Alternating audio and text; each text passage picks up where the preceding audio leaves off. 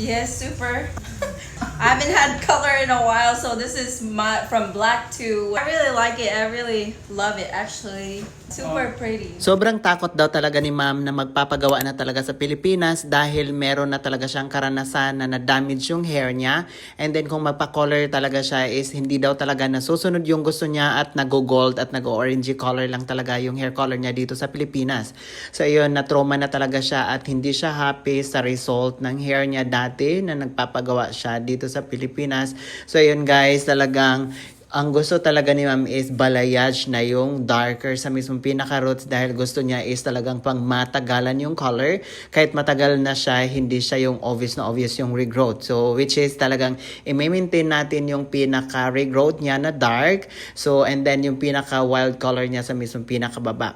So, ito yung sinasabi ko sa inyo na hindi kasi talaga basta-basta tayo na magpa-hair color kung hindi naman kabisado ng hairstylist yung hair natin. So, kailangan talaga natitingnan nyo muna yung mga inspo na gusto nyo at kung gumagawa naman yung hairstylist at meron na siyang nagawa ng gano'n na hair color.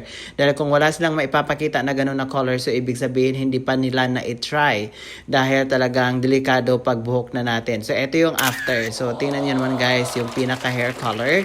Grabe, ang ganda na ng color na nagme-melt mula sa roots hanggang sa pa-wild color sa baba. So yun yung sinasabi ko sa inyo guys na need talaga nating alamin kung anong status ng hairstylist natin na gagawa sa hair natin dahil kung gagawa man lang siya ng hindi masunod yung gusto natin, so magpapa-repair na naman tayo ulit at doble gastos na talaga. So, yun. So, ito yung pinakaharap niya, guys. O, so, diba, napaka-beautiful transformation. Tingnan nyo naman, guys, yung pinaka-outcome niya. At yung nagsasabi na fake yung hair color namin. So ito guys, ang magpapatunay na talagang hindi kayo mas-satisfied kung hindi natin tatanungin yung client kung talagang satisfied ba sila sa transformation niya.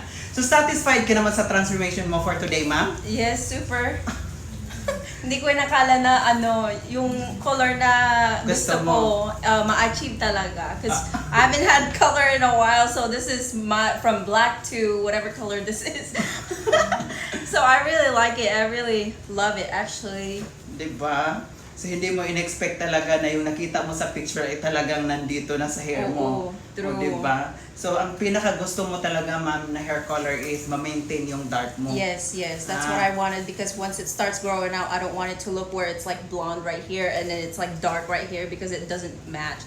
So having that black roots right there, it really blends well with like the color all the way down. So as the hair grows, it blends in. Oh, so hindi siya halata na meron siyang regrowth na. Oo. O, diba? So, yun guys, ito yun ang patunay. So, merong nag-comment dyan na hindi naman si Brian mismo ang gumawa niyan sa mga hair color, kaya maganda. So, ito guys, tatanungin ko si ma'am kung sino ba talaga ang gumawa sa kanya starting ng umaga hanggang ito paggabi na. So, sinong gumawa sa iyo, ma'am? Ikaw! Oh, diba? Since 9 a.m., ikaw yung gumagawa. Oh, may tumutulong lang sa'yo, pero ikaw talaga yung nagkukulay. Bash ka lang ng bash dyan. Pero so far, I love you. Mahal naman kita at kayo lahat. Babasher man ano. So yun, wala akong masabi. Basta go lang. So yun guys, tingnan nyo naman yung pinaka-outcome niya as in super ganda talaga.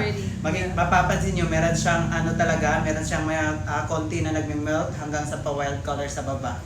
Di ba? Sobrang napaka-beautiful. So thank you so much, ma'am.